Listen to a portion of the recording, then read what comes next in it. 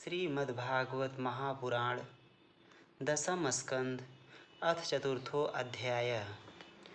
कंस के हाथ से छूटकर योग माया का आकाश में जाकर भविष्यवाणी करना। श्री सुखदेव जी कहते हैं, परीक्षित, जब वसुदेव जी लौट आए तब नगर के बाहरी और भीतरी सब दरवाजे अपने आप ही पहले की तरह बंद हो गए। इसके बाद नवजात शिशु के रोने की ध्वनि सुनकर द्वारपालों की नींद टूटी। वे तुरंत भोजराज कंस के पास गए और देवकी को संतान होने की बात कही। कंस तो बड़ी आकुलता और घबराहट के साथ इसी बात की प्रतीक्षा कर रहा था। द्वारपालों की बात सुनते ही वह झटपट पलंग से उठ खड़ा हुआ और बड़ी शीघ्रता से सूतिका गृह की ओर झपटा। इस बार तो मेरे काल का ही जन्म हुआ है, यह सोचकर वह विह्वल हो रहा था, और यही कारण है कि उसे इस बात का भी ध्यान न रहा कि उसके बाल बिखरे हुए हैं। रास्ते में कई जगह वह लड़खड़ा कर गिरते गिरते बचा। बंदी गृह में पहुंचने पर सती देवकी ने बड़े दुख और करुणा के साथ अपने भाई कंस से कहा, मेरे हितैषी भाई, यह कन्या तो तुम्हारी पुत्रवधू के समान है, स्त्री जात की है, तुम्हें स्त्री की हत्या कदापि नहीं करनी चाहिए। भैया, तुमने दैववश मेरे बहुत से अग्नि के समान तेजस्वी बालक मार डाले। अब केवल यही एक कन्या बची है, इसे तो मुझे दे दो। अवश्य ही मैं तुम्हारी छोटी बहन हूँ। मेरे बहुत से बच्चे मर गए हैं, इसलिए मैं अत्यंत दीन हूँ। मेरे प्यारे और समर्थ भाई, तुम मुझ मंदभागिनी को यह अंतिम संतान अवश्य दे दो। श्री सुखदेव जी कहते हैं, परीक्षित, कन्या को अपनी गोद में छिपाकर देवकी जी ने अत्यंत दीनता के साथ रोते रोते याचना की, परंतु कंस बड़ा दुष्ट था। उसने देवकी जी को झिड़क कर उनके हाथ से वह कन्या छीन ली। अपनी उस नन्ही सी नवजात भांजी के पैर पकड़कर कंस ने उसे बड़े जोर से एक चट्टान पर दे मारा। स्वार्थ ने उसके हृदय से सौहार्द को समूल उखाड़ फेंका था, परंतु श्री कृष्ण की वह छोटी बहन साधारण कन्या तो थी नहीं, देवी थी। उसके हाथ से छूटकर तुरंत आकाश में चली गई और अपने बड़े बड़े 8 हाथों में आयुध लिए हुए दिख पड़ी। वह दिव्यमाला, वस्त्र, चंदन और मणिमय आभूषणों से विभूषित थी। उसके हाथों में धनुष, त्रिशूल, बाण, ढाल, तलवार, शंख, चक्र और गदा, ये 8 आयुध थे। सिद्धचारण, गंधर्व, अप्सरा, किन्नर और नागगण बहुत सी भेंट की सामग्री समर्पित करके उसकी स्तुति कर रहे थे। उस समय देवी ने कंस से यह कहा, रे मूर्ख, मुझे मारने से तुझे क्या मिलेगा? तेरे पूर्व जन्म का शत्रु तुझे मारने के लिए किसी स्थान पर पैदा हो चुका है। अब तू व्यर्थ निर्दोष बालकों की हत्या न किया कर। कंस से इस प्रकार कहकर भगवती योग माया वहाँ से अंतर्धान हो गईं और पृथ्वी के अनेक स्थानों में विभिन्न नामों से प्रसिद्ध हुई। देवी की यह बात सुनकर कंस को असीम आश्चर्य हुआ। उसने उसी समय देवकी और वसुदेव को कैद से छोड़ दिया और बड़ी नम्रता से उनसे कहा, मेरी प्यारी बहन और बहनोई जी, हाय हाय, मैं बड़ा पापी हूँ। राक्षस जैसे अपने ही बच्चों को मार डालता है, वैसे ही मैंने तुम्हारे बहुत से लड़के मार डाले। इस बात का मुझे बड़ा खेद है। मैं इतना दुष्ट हूँ कि करुणा का तो मुझ में लेस भी नहीं है। मैंने अपने भाई, बंधु और हितैषियों का त्याग कर दिया। पता नहीं अब मुझे किस नरक में जाना पड़ेगा। जिनके गर्भ में भगवान ने निवास किया, जिन्हें भगवान के दर्शन हुए, उन देवकी, वसुदेव के दर्शन का ही यह फल है कि कंस के हृदय में विनय, विचार, उदारता आदि सद्गुणों का उदय हो गया। परंतु जब तक वह उनके सामने रहा तभी तक ये सद्गुण रहे। दुष्ट मंत्रियों के बीच में जाते ही वह फिर ज्यों का त्यों हो गया। वास्तव में तो मैं ब्रह्मघाती के समान जीवित होने पर भी मुर्दा ही हूँ। केवल मनुष्य ही झूठ नहीं बोलते, विधाता भी झूठ बोलते हैं। उसी पर विश्वास करके मैंने अपनी बहन के बच्चे मार डाले। ओह, मैं कितना पापी हूँ। तुम दोनों महात्मा हो, अपने पुत्रों के लिए शोक मत करो। उन्हें तो अपने कर्म का ही फल मिला है। सभी प्राणी प्रारब्ध के अधीन हैं, इसी से वे सदा सर्वदा एक साथ नहीं रह सकते। जैसे मिट्टी के बने हुए पदार्थ बनते और बिगड़ते रहते हैं, परंतु मिट्टी में कोई अदल बदल नहीं होती, वैसे ही शरीर का तो बनना बिगड़ना होता ही रहता है, परंतु आत्मा पर इसका कोई प्रभाव नहीं पड़ता। जो लोग इस तत्व को नहीं जानते वे इस अनात्मा शरीर को ही आत्मा मान बैठते हैं। यही उल्टी बुद्धि अथवा अज्ञान है। इसी के कारण जन्म और मृत्यु होते हैं, और जब तक यह अज्ञान नहीं मिटता तब तक सुख दुख रूप संसार से छुटकारा नहीं मिलता।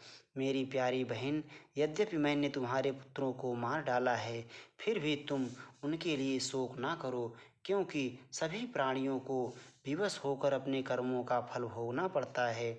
अपने स्वरूप को न जानने के कारण जीव जब तक यह मानता रहता है कि मैं मारने वाला हूँ या मारा जाता हूँ, तब तक शरीर के जन्म और मृत्यु का अभिमान करने वाला वह अज्ञानी बाध्य और बाधक भाव को प्राप्त होता है, अर्थात वह दूसरों को दुख देता है और स्वयं दुख भोगता है।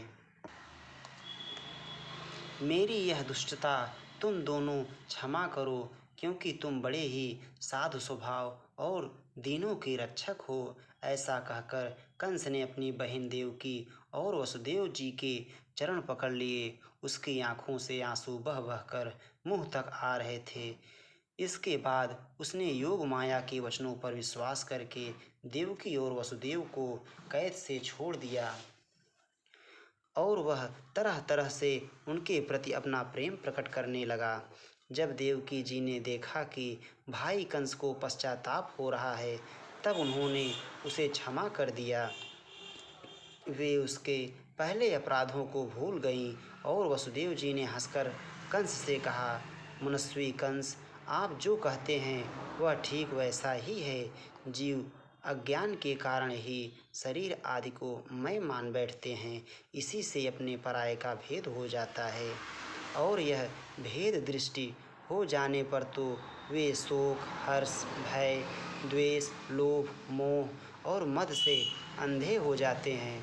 फिर तो उन्हें इस बात का पता ही नहीं रहता कि सबके प्रेरक भगवान ही एक भाव से दूसरे भाव का, एक वस्तु से दूसरी वस्तु का नाश करा रहे हैं। श्री सुखदेव जी कहते हैं, परीक्षित, जब वसुदेव और देवकी ने इस प्रकार प्रसन्न होकर निष्कपट भाव से कंस के साथ बातचीत की, तब उनसे अनुमति लेकर वह अपने महल में चला गया। वह रात्रि बीत जाने पर कंस ने अपने मंत्रियों को बुलाया और योग माया ने जो कुछ कहा था वह सब उन्हें कह सुनाया। कंस के मंत्री पूर्णतया नीति निपुण नहीं थे। दैत्य होने के कारण स्वभाव से ही वे देवताओं के प्रति शत्रुता का भाव रखते थे। अपने स्वामी कंस की बात सुनकर वे देवताओं पर और भी चिढ़ गए और कंस से कहने लगे, भोजराज, यदि ऐसी बात है तो हम आज ही बड़े बड़े नगरों में, छोटे छोटे गांवों में, अहीरों की बस्तियों में और दूसरे स्थानों में जितने बच्चे हुए हैं वे चाहे 10 दिन से अधिक के हों या कम के, सबको आज ही मार डालेंगे। समर भीरु देवगण युद्धोद्योग करके ही क्या करेंगे। वे तो आपके धनुष की टंकार सुनकर ही सदा सर्वदा घबराए रहते हैं। जिस समय युद्ध भूमि में आप चोट पर चोट करने लगते हैं, बाण वर्षा से घायल होकर अपने प्राणों की रक्षा के लिए समरांगण छोड़कर देवता लोग पलायन होकर इधर उधर भाग जाते हैं। कुछ देवता तो अपने अस्त्र शस्त्र जमीन पर डाल देते हैं और हाथ जोड़कर आपके सामने अपनी दीनता प्रकट करने लगते हैं। कोई कोई अपनी चोटी के बाल तथा कच्छ खोलकर आपकी शरण में आकर कहते हैं कि हम भयभीत हैं, हमारी रक्षा कीजिए। आप उन शत्रुओं को नहीं मारते जो अस्त्र शस्त्र भूल गए हों, जिनका रथ टूट गया हो, जो डर गए हों, जो लोग युद्ध छोड़कर अन्यमनस्क हो गए हों, जिनका धनुष टूट गया हो या जिन्होंने युद्ध से अपना मुंह मोड़ लिया हो, उन्हें भी आप नहीं मारते। देवता तो बस वही वीर बनते हैं जहाँ कोई लड़ाई झगड़ा ना हो।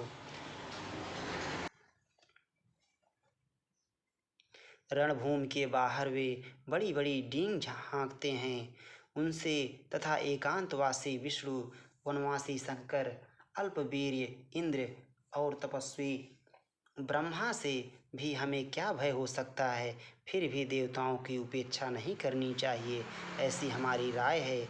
क्योंकि हैं तो वे शत्रु ही, इसलिए उनकी जड़ उखाड़ फेंकने के लिए आप हम जैसे विश्वासपात्र सेवकों को नियुक्त कर दीजिए। जब मनुष्य के शरीर में रोग हो जाता है और उसकी चिकित्सा नहीं की जाती, उपेक्षा कर दी जाती है, तब रोग अपनी जड़ जमा लेता है और फिर वह असाध्य हो जाता है।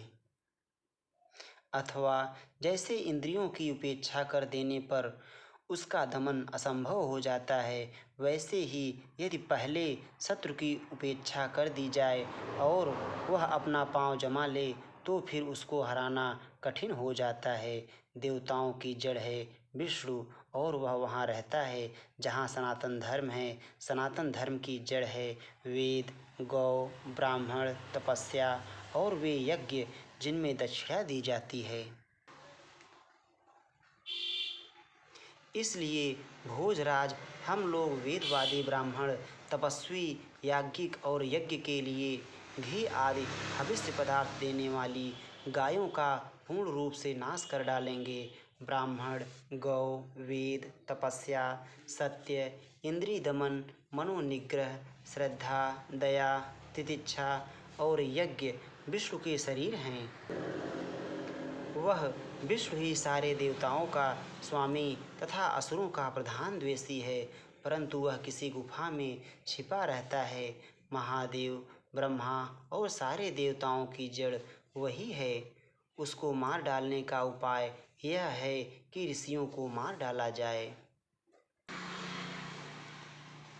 श्री सुखदेव जी कहते हैं, परीक्षित, एक तो कंस की बुद्धि स्वयं ही बिगड़ी हुई थी, फिर उसे मंत्री ऐसे मिले थे जो उससे भी बढ़कर दुष्ट थे।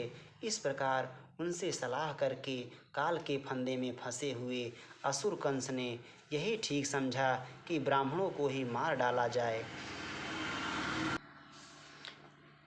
उसने हिंसा प्रेमी राक्षसों को संत पुरुषों की हिंसा करने का आदेश दे दिया। वे इच्छानुसार रूप धारण कर सकते थे। जब वे इधर उधर चले गए तब कंस ने अपने महल में प्रवेश किया। उन असुरों की प्रकृति थी रजोगुणी।